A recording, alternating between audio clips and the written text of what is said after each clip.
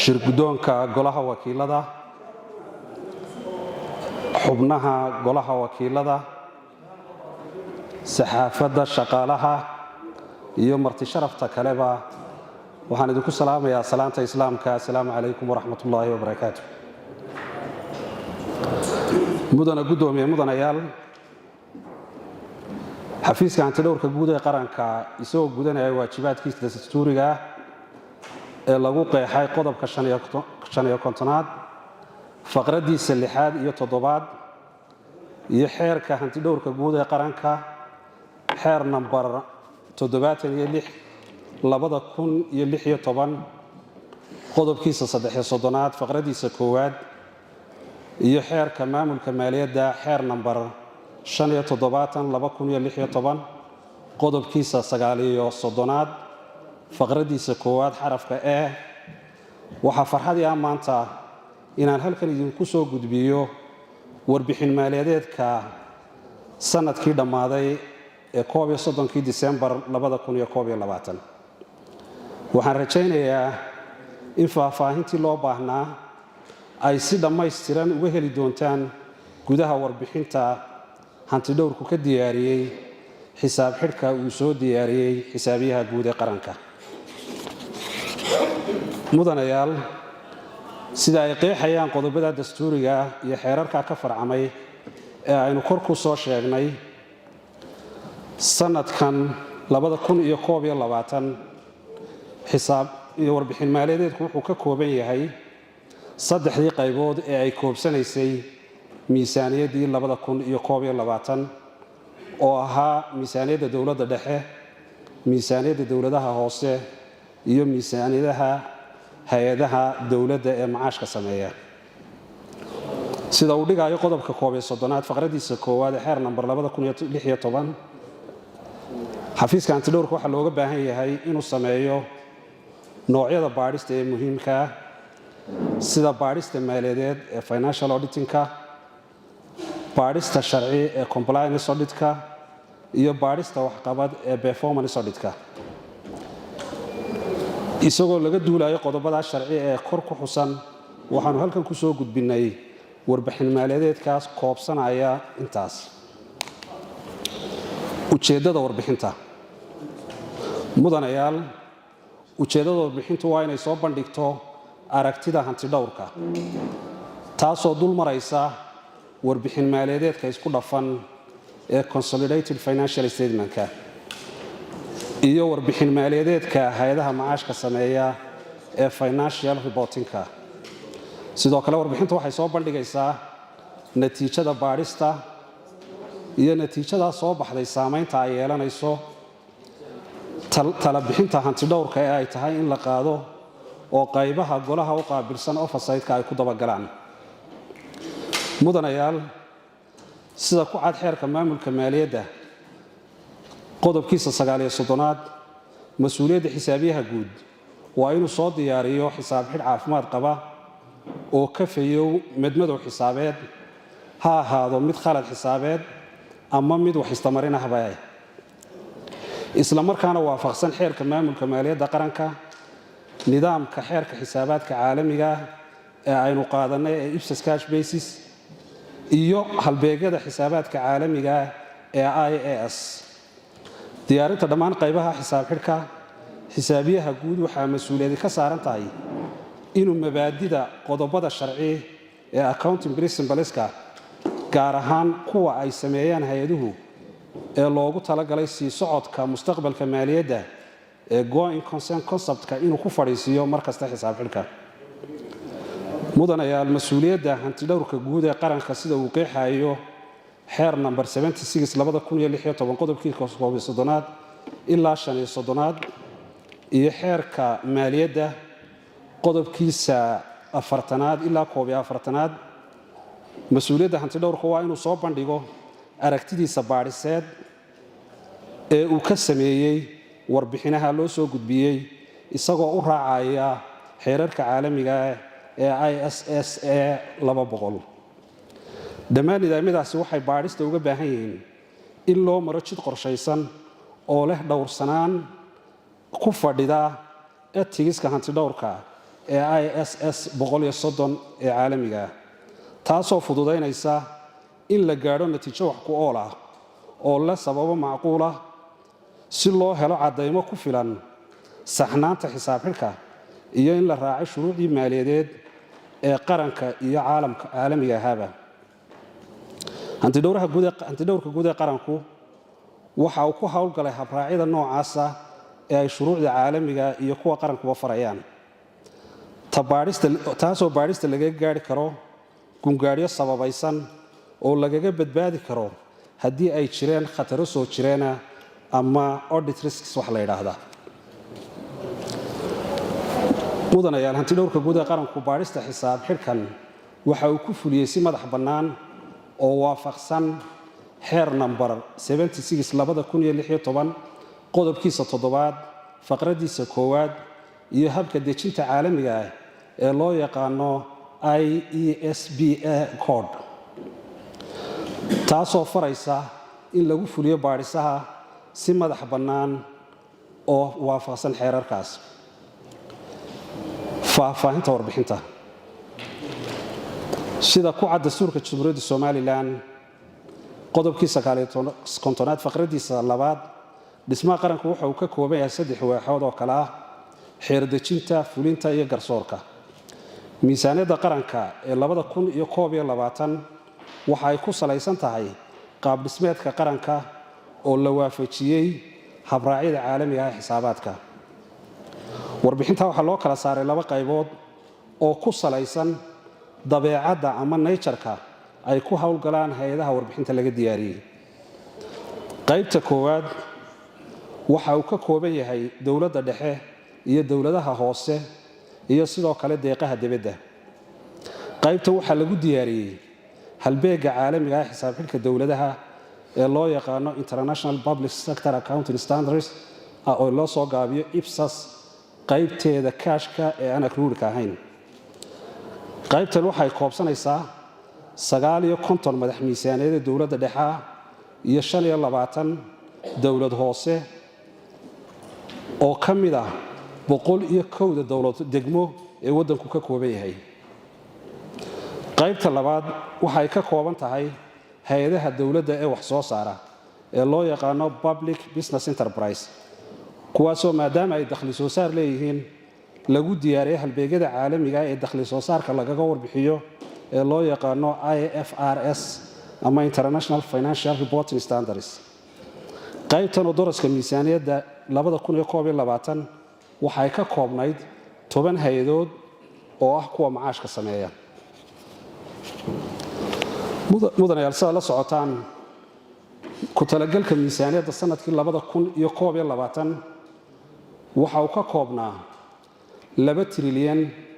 876 bilyan 829 milyan 3917 shilin taasoo u kala baxaysay dawladaha hoose ee dawladda dhexe 2 trilyan 1 bilyan iyo 100 milyan iyo 500 milyan dawladaha hoose 368 bilyan 2 milyan 586 kun iyo 138 hay'adaha macaashka sameeya 242 bilyan 696 kun 822 659 mashruuca baanka adduunka waxa uu ka koobnaa 63 bilyan 917 kun 897 shilin iyo 897 kun iyo 120 shilin sanduuqa horumarinta Somaliland SDF miisaaniyadda waxa uu ansaxay 8 bilyan 111 milyan 716 kun halka mashruuca maamul daadejinta ee GBLG loo yaqaanana uu ugu ansaxay 12 bilyan iyo 600 oo milyan mudanayaal lacagta hay'adaha loo qorsheeyay ee ku talagalku ahaa 2 trilyan iyo 876 milyan 2 trilyan 896 bilyan 899 milyan 3917 waxa soo xarooday 2 trilyan 708 bilyan 122 milyan 476,363 taasoo ka dhigaysa inay soo xarootay farqiyad inay dhimantay farqiyad dhan 186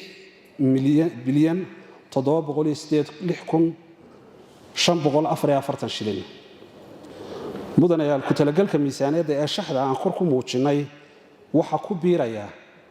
kabka miisaaniyadda supplementary budget ee golaha wakiiladu ansixiyeen kaasoo dhammaa 65 bilyan iyo 500 milyan 464 milyan iyo 800 shilin kaasoo ka dhigaya farqiyadda 234 bilyan.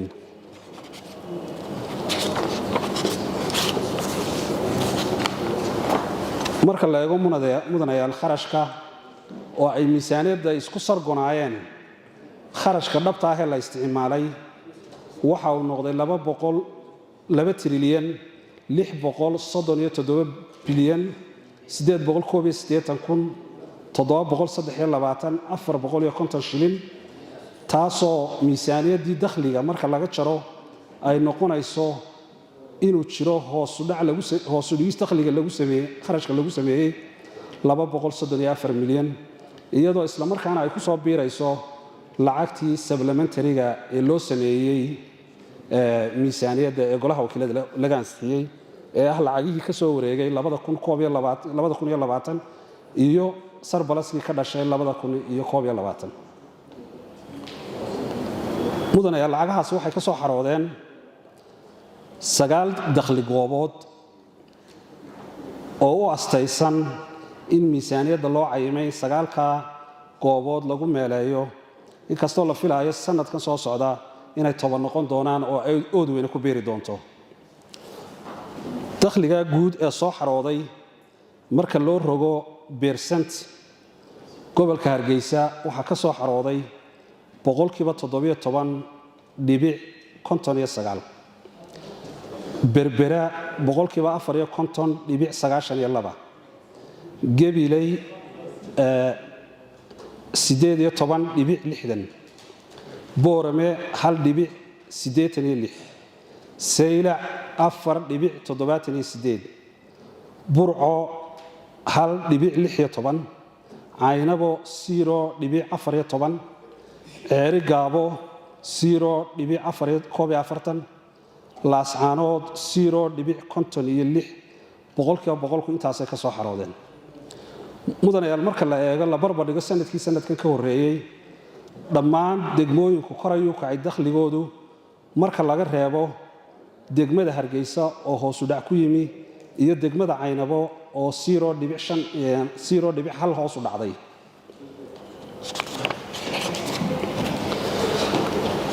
marka la eego dakhliyada soo xarooday iyo kharashka ay galeen goboladu marka la eego degmada Hargeysa oo ay hoos yimaadaan dhammaan kharashaadka guud ee qaranka sida ciidamada qaranka shaqaalaha dawladda iyo wasaaraduhu marka dakhliga ay soo xaraysay iyo kharashkeeda la kala jaro waxa ay siyaado gashay 1 trilyan 514 milyan ayay ka badan tahay kharashkeedu ka badan yahay dakhligeeda. degmada berbera 1 trilyan iyo 160 ayuu dakhligeedu ka badan yahay kharashkeeda halka gabiley 380 bilyan ay ka badan tahay dakhligeedu ka badan yahay kharashkeeda. boorame 2 bilyan 613 ayaa kharashkeedu ka badan yahay dakhligeeda halka degmada saylacna 95 bilyan ay ka badan tahay kharashkeeda kharashku yar yahay ee dakhligu badan yahay. degmada burco 29 bilyan ayaa kharashka gashay ka badan yahay dakhliga ay soo xaraysay. degmada Caynabo 5 bilyan ayay ka badan tahay kharashka ay gashay dakhliga ay soo xaraysay halka degmada Caynabo degmada Ceeri Gaabo 30 bilyan ay ka badan yahay kharashku dakhligeeda degmada Laascaanoodna 12 bilyan ay ka badan tahay. fulinta miisaaniyadda mudanayaal 26 Diseembar 2020 golaha wakiilada jamhuuriyadda Soomaaliland wuxuu ansixiyay miisaaniyadda qaranka sanadka 2021 taasoo ka koobnayd 25 wasaaradood 59 hay'adood 25 dawlad hoose iyo 7 ama aan idhaahdo 10 hay'adood oo madax bannaan kuwaasoo dhammaanba ku jiray miisaaniyadda la ansixiyay haddana waxaa si gaara loo faahfaahiyey oo miisaaniyadda xisaab xidhka ku lifaaqan sanduuqa horumarinta Somaliland inkasta oo aanu ilaa hadda marin nidaamka country systemka Somaliland haddana doorkan waxa la socda isagoo lagu faahfaahiyey kharashaadka laga galay dhammaan iyadoo intaas ku jiraan saynu hor soo sheegnay hay'adaha macaashka sameeya ee miisaaniyadda ku jira waxay ka koobnaayeen 10 laakiin warbixintan waxa la socda 10 hay'adood 6 hay'adood waxaan xisaabtoodii soo xidhin 4 hay'adood oo kala ah wakaaladda biyaha Hargeysa wakaaladda biyaha ee Boorame wakaaladda biyaha ee Burco iyo Banka Dhexe 4 hay'adood oo ah kuwa macaashka sameeya xafiiska xisaabiyaha guud waxaan ku weydiinay qoraal sababta ay u soo xidhi waayeen tirsigiisu ahaa 31 May 2022 waxa kale oo loogu soo jawaabay xisaabiyaha guud qoraalka ay u soo qoreen hay'adahaasu iyo waxa ay ku sababeeyeen sababahaas oo qaarkood la aqbali karo qaarkoodna aan la aqbali karin mudanayaal haddii aan faahfaahino sababaha aan ku horeyno wakaaladda biyaha Hargeysa wakaaladda biyaha Hargeysa oo ka mid ah hay'adihii dawladda ee miisaaniyadda loo sameeyay sanadka 2021 waxa loo qoondeeyay inay ku talagalka miisaaniyaddeedu ahaato dakhli dhan 40 bilyan iyo 550 milyan iyo kharash dhan 38 bilyan 745 milyan 34,706 shilin waxaa la rajaynayaa inay soo xareyso faa'iido dhan 1 bilyan iyo 804,000 oo shilin Somaliland sida ku cad qoraalka ka soo baxay xafiiska maareeyaha wakaaladda biyaha Hargeysa laguna socodsiiyay xisaabiyaha guud qoraalkaas oo ku taariikhaysnaa 9 Abriil 2022 waxa uu xisaabiyaha guud kula socodsiiyay inaanay wakaaladda biyuhu waqti ku filan u helin inay ku soo diyaariyaan hantida maguurtada ah ee wakaaladda biyaha Hargeysa balse xisaabiyaha guud intaanu ognahay waxa uu hore u siiyay tababaro u fududeynayay inay si hufan u diyaarin karaan isla markaana waxa la siiyay tusaalayaal nool ama templates sidaa daraadeed aragti ahaan xafiiska hantidhowrka sababahan kor ku xusan waxa uu arkaa kuwa aan la aqbali karin marka la eego xisaab celinta iyo waajibaadka ka saaran wakaaladda biyaha ee Boorame wakaaladda biyaha ee Boorame oo sanad maaliyadeedkan loo ansixiyay miisaaniyad dhan inay soo xareyso dakhli dhan 14 bilyan 047 344 iyo kharash dhan 13 bilyan iyo 130 milyan 559,960 shilin lana rajaynaya inay soo xareyso sida miisaaniyadda ka muuqatay 916 milyan oo faa'iido mudanayaal wakaaladda biyaha ee Boorame waxa gacanta ku haysa shirkad lagu magacaabo Shaaba oo heshiis wada lahaansho la gashay dawladda Somaliland sanadkii 2013 heshiiskaas oo ay wada galeen wakaaladda horumarinta khayraadka biyaha wasaaradda horumarinta khayraadka biyaha dawladda hoose iyo shirkadda lafteedu ahaana muddo 10 sano ah oo ku eeg 1 Oktoobar 2023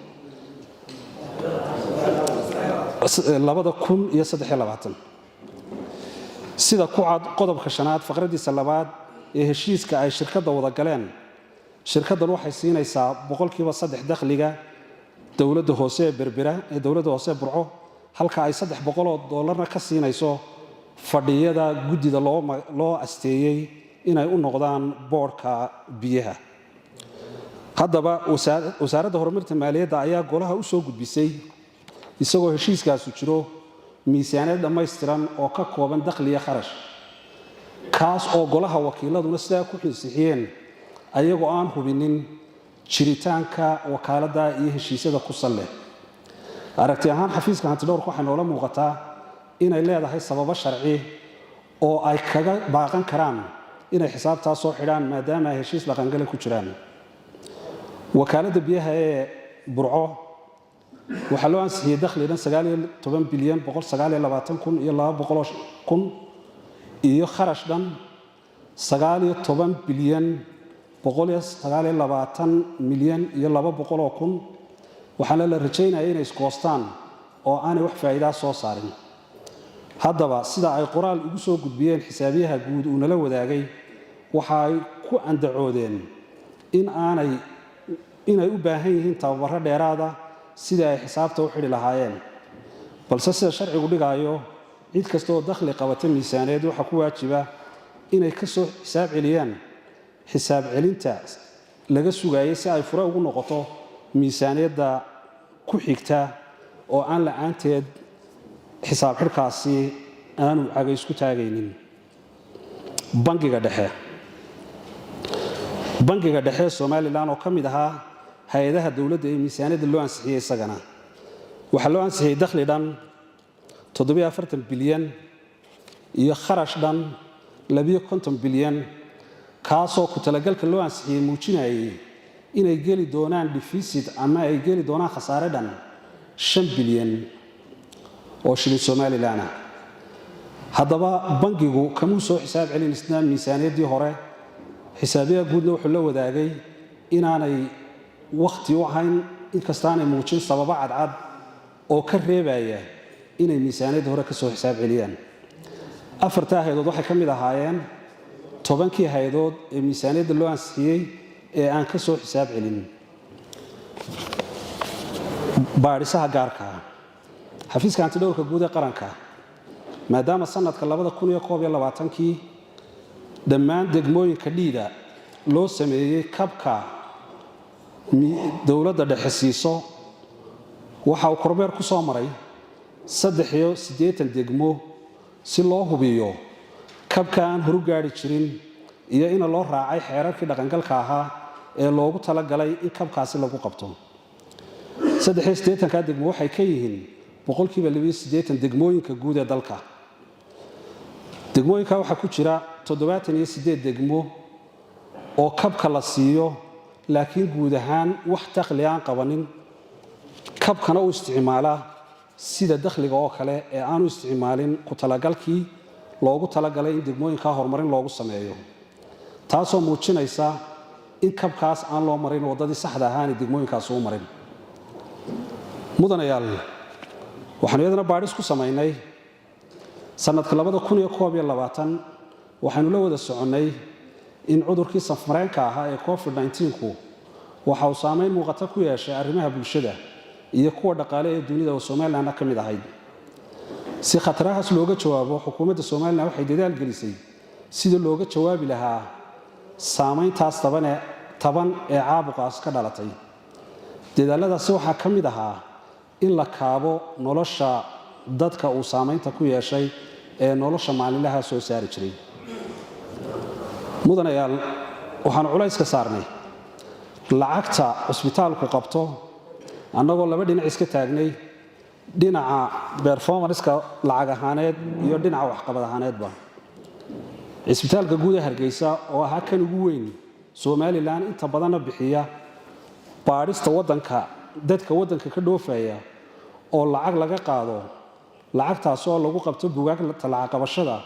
oo ka diiwaan gashanaa sanadka 2021 xafiiska hantidhowrka guud ee qaranka muddadaas waxaa la daabacay buugaagta tirsigoodu dhammayd 730 buug oo ka bilaabmayay 5501 kuna dhammaanayay 240,000 oo buug mudanayaal sida ku cad tirakoobka ama statistics-ka ay samaysay hay'adda duulista hawadu ee sanad maaliyadeedka waxa madaarka Hargeysa ka dhoofay 78562 qof ayaa ka dhoofay rakaabkaas oo u kala socdaalay daafaha dunida si loo hubiyo rakaabka badqabka waxaa dunida lagu waajibay in qof kasta oo safar dibadeed u baxaya uu sito xaashida baadhista ee badqabka xanuunkan oo uu ka soo qaato cusbitaal la aqoonsan yahay dhinaca Somaliland sida dunida kale oo dhan waxaa la waajibiyey in rakaabku la yimaadaan caddaynta badqabka ama negative test marka laga reebo rakaabka u dhoofaya Soomaaliya maadaama aan madaarada Soomaaliya shuruud ka dhigin inay baadhaan ama ay hubiyaan waraaqaha inay sitaan in kale dadka ka imanaya Somaliland muddada sanadka waxaa Soomaaliya u socdaalay tiro dhan 23,091 qof haddaba mudanayaal markaynu iska taagno xagga statistics-ka tirada dhooftay oo dhammayd 78,562 marka laga jaro tirada Soomaaliya u dhooftay ee aan waraaqaha la siin oo dhammayd 23,091 tirada lacagta lagu waajibay waxay dhammayd 55,470 rakaaba marka loo xisaabiyo qofkiiba $45 waxa soo baxaysay lacag dhan $2,496,195 Mareykanka baadhista aanu ku samaynay documentiska lacag qabashada marka laga yimaado taas laga sameeyay statistics-ka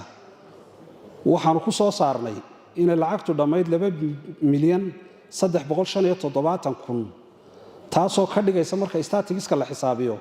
inay noo dhaxaysay lacag dhan $120,449 ay ka badan yihiin dadka dhoofay markaan u sii dhabagalnay waxaa noo soo baxday in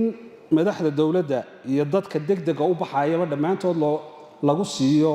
free oo aan lacag laga qaadin marka 120,000 ay daboolayaan dadka freega lagu siiyey iyo saraakiisha dawladda sida ay noo cadeeyeen saraakiisha wasaaradda caafimaadka haddaba lacagtaas dhammayd wasaaradda horumarinta caafimaadka oo heer wasaaradeed kharash ahaan ugu isticmaashay waxa ay ku baxday marka la eego documentiska yaala shaqaalaha cusbitaalada Soomaaliland waxa ku baxay ee la hawlgeliyay 454,000 wacyigelinta waxa ku baxay lacag dhan 220 dayactirka waxa ku baxay 22,260 raashinka cusbitaalada waxa ku baxay 750,550 shirkadda samaysay nidaamkii la isugu gudbinayay fariimaha waxa ku baxay 59,000 dhismayaal waxa ku baxay 888,000 qalab caafimaad waxa ku baxay 493,000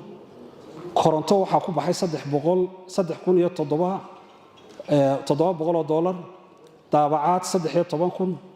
safarada 35,000 logistics waxa ku baxay 2,000 wasaaradda caafimaadka waxa ku baxay 8,000 cashuuraha la celiyay waxa ku baxay 9,000 iibka gaadiidka waxa ku baxay 78,000 markaynu furfurno kharashka 888,000 ee dhismayaasha ku baxay waxa uu kala baxay isbitaalka Maas ee lagu kordhinayo isbitaalka caruurta ee labada dabaqa 639,000 waxaana dhisaysa shirkadda loo yaqaan Hor Reconstruction hoolka TB-da dhismaha oo 66,000 ku baxeen waxa dhistay shirkadda Tayasiir dhismaha MCH-ka Ceeri Gaabo oo ay ku baxday 45,000 waxa ku dhisay shirkadda Hado shaybaarka qaranka oo ay ku baxday 47,000 waxa dhistay shirkadda Heemaal isbitaalka Ibrahim Koodbuur waxa dhistay COVID-ka xakamayntiisa loo diyaariyay shirkadda Kasmaal waxa ku baxay 7,000 dayactiro Ceeri Gaabo lagu sameeyay oo dhistay shirkadda Concrete waxa lagu ku baxay 4,700 dayactir kale oo ay samaysay shirkadda Liyaada Amazing waxa ku dhacday 5,200 qolka laga dhisay airportka oo dhistay shirkad loo yaqaan Ifcom waxa ku baxay 1,400 dayactirka xafiiska wasiir ku-xigeenka iyo qalabayntiisana waxa ku baxay 7,130 kharashka qalabka caafimaadka oo aynu soo sheegnay inuu ahaa 493,204 waxa uu shirkadahan ayuu ku kala baxay shirkadda Modern Medical $153,020 baa dawo lagaga iibsaday shirkadda Salama 38,572 shirkadda Human Care 22,853 shirkadda Liban 17,749 shirkadda Somaliland Biomedical Solution waxa lagaga iibsaday 150,310 shirkadda Biosomna 67,700 taasoo totalka guud ka dhigaysa 493,204 mudanayaal muddada sanadka tirada la baaray waxa ay dhamayd 88,766 iyadoo tirada laga helay xanuunkaas ay dhamayd 7,290 halka ay dhimashadu gaadhay 540 oo u dhigmaysay tirada la baaray boqolkiiba 7.4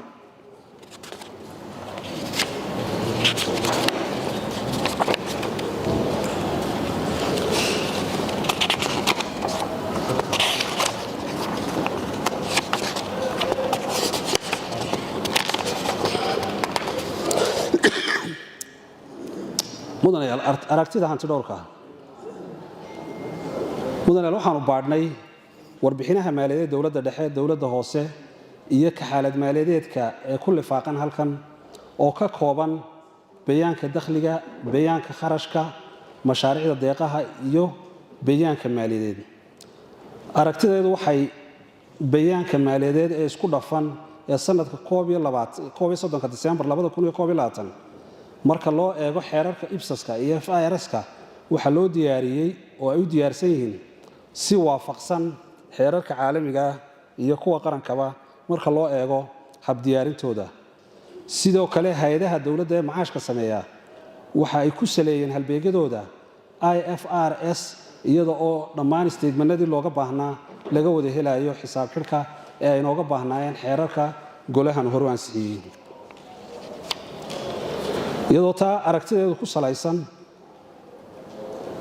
xafiiska antidhowrka wuxuu arkaa in dhammaan la raacay kuwaasoo dhan marka laga reebo meelaha aanu soo sheegnay ee ay ka mid yihiin hay-adaha aan xisaab xidhka soo diyaarin degmooyinka dhiida ah oo ayagoo aan dakhli qabanin u isticmaala kharash u socodsiin kharashyadii loogu talagalay inay degmooyinkaasi ku fuliyaan mudanayaal natiijada baadhista haddaynu soo koobno waxaanu halkan ku soo koobnay natiijada baadhista nooga soo baxday ee haddii wax qabashadooda aan la dedejin ay keeni doonto inay mar kasta ina daba yaalin faahfaahinta natiijada waa 9 qodob oo ay tahay dabagalkooda faahfaahin la'aanta madaxxigeenada miisaaniyadda qaarkood mudanayaal waxaa jira madaxxigeenno isku duuban oo aan la faahfaahin oo inta badan ku jira miisaaniyadda haddii aan la faahfaahin miisaaniyaddu waxay keentaa inay saameyn ku yeelato sida loo hubinayo inay martay meeshii ku habboonayd isla markaana fulinteedu ay jiha cad aanay yeelanin waxaanu soo jeedinaynaa in madaxxigayaasha aan faahfaahsanayn loo jajabiyo si faahfaahsan oo muujinaysa goobta loogu talagalay kharashka oo cayiman si ay u fududaato in ku talagalkii la qorsheeyay marka baadhistu timaado lagu hubiyo qodobka labaad nooca miisaaniyadda inta badan diyaarinta nooca miisaaniyadda Somaliland waxa uu ku salaysan yahay qaabka loo yaqaano incremental budget kaasoo aan muujinayn waaragnimada laga dhaxlo miisaaniyadii ka horeeyay keenana in madaxxigeenno aan daruuri ahayn ay soo raacaan miisaaniyadda nooca miisaaniyaddanahi waxa uu sahlaa in khaladaad saameyn taban leh oo soo dhaca sanad miisaaniyadda ka hor ay sii socdaan taasoo keeni karta in kharashaadka qaar ay ku baxaan si aan mudnaanta lahayn isla markaana meesha mudnaanta leh aanay u helin kharashkii loo baahnaa miisaaniyadduna weligeed ku salaysnaato miisaaniyadda incremental budgetka xafiiska antidhowrka guud ee qaranka waxa uu soo jeedinayaa in wasaaradda horumarinta dib u eegis ku samayso noocyada miisaaniyadda habboon iyadoo lala kaashanayo cid kasta oo aqoon u leh diyaarinta miisaanadaha dowladaha daadejinta miisaaniyadda gobollada inta badan wasaaradaha iyo hay'adaha kale ee miisaaniyadda lihi gobollada uma dhaadhiciyaan kharashaadka hawl socodsiinta marka laga reebo mushaharka iyo gunooyinka shaqaalaha haddii miisaaniyadda aan lagu daadejin heer gobol waxa ay keenaysaa inay fadhiid noqdaan isuduwayaasha gobollada isla markaana ay abuuraan dakhli aan xeerjidaynin oo muwaadiniinta ku waajibinaya kuwaasay ku daboolayaan baahidooda shaqo iyo kuwa nololeedba waxaanu soo jeedinaynaa in wasaaradaha iyo hay'adaha kale ee miisaaniyadda ku leh ee xafiisyada ku leh gobolladu dalku ay miisaaniyaddooda ku saleeyaan howr gobol isla markaana aanay gobol u magacaabin isuduwe haddii aan loo haynin miisaaniyad gobolkaas uu ku howlgalo fulinta qandaraasyada dowladaha hoose ee jamhuuriyadda somalilan weli may hirgelinin xeerka namber 82/2018 oo ah xeerka qandaraasyada qaranka iyo xeerka ismaamulka gobollada degmooyinka ee xeer namber 23 qodobkiisa 102 oo dhammaantoodba faraya nidaamka qandaraasyada ay u marayaan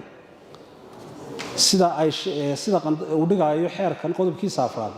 waxa uu koobsanayaa dhammaan hay'adaha dowladda marka laga reebo waxyaabaha sirta ah ciidanka qaranka dowladaha hoose waxa ku waajiba inay maraan habka qandaraasyada inkasta oo aanay guddida qandaraasyada weli xafiisyadooda gobollada gaadhsiinin waxa iyadana ku waajibaan soo jeedinaynaa in guddida qandaraasyadu gobollada gaadhsiiyaan si ujeeddadii loo aasaasay xeerkan oo ay ahayd in muwaadiniintu cadaalad u helaan loo geeyo goob kasta oo ay muwaadiniintu ka tartami karaan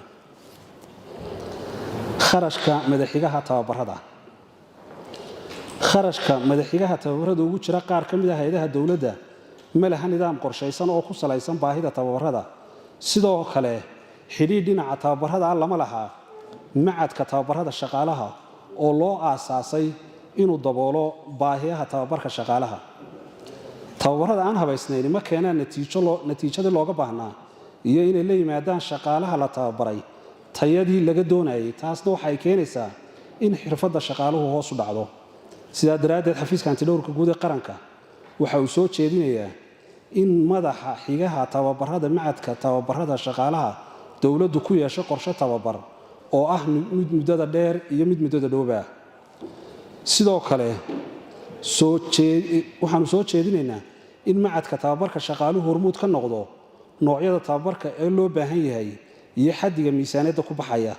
si miisaaniyaddaas kor loogu qaado awoodda howlqabad ee macadka tababarka shaqaalaha dowladda ulana tartamaan macadada shaqaalaha ee waddamada aan jaarka nahay iyo kuwa caalamiga ahba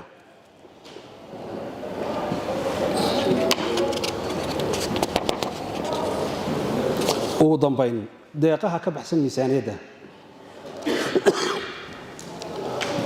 waxaa jira wasaaradaha dowladdu inay helaan deeqo ka baxsan miisaaniyadda qaranka kuwaasoo laga helo hay'ado dawli ah ama qaar ah kuwa qaramada midoobay intaba lacagahaasi waxay si habaqleh u galaan wasaaradaha hay'adaha dowladda iyagoo aan ka mid noqonin miisaaniyadda qaranka lahayna dariiq cad oo loo raaco dabagalkooda 8 August 2020 madaxweynuhu wuxuu soo saaray qoraal uu qaybiyay hay'adaha dowladda oo uu ku farayo in dhammaan deeqaha soo gala ay raaciyaan miisaaniyadda ilaa hadda laakiin badankoodu sooma raacaan deeqahan oo lacag xaddi badan marka la ururiyo guud ahaan Soomaaliland u tirsan in adduunku ku caawiyay waxa ay u baahan yihiin isku dubaridkooda iyo in miisaaniyadda si cad u raacaan laguna ogaado meel cad xafiiska antidhowrka guud ee qaranka wuxuu soo jeedinayaa inkastoo aan imika gacanta ku hayno ururintooda bal inta hay'adooda wax siisa in dhammaan deeqahaasi si isku dubadhacsan la isu raaciyo mudanayaal 10ka qodob ee talabixinta natiijada iyo findiska la helayba waa mid wada taala hay'adaha oversight-ka ee golaha ka tirsan xafiiska antidhowrka iyo cid kasta ay khusayso waxaan idinka mahadnaqayaa sida fiican ee aad soo dhaweyseen iyo sida fiican ee aad u dhageysateen wassalaamu calaykum waraxmatullaahi wabarakaatuh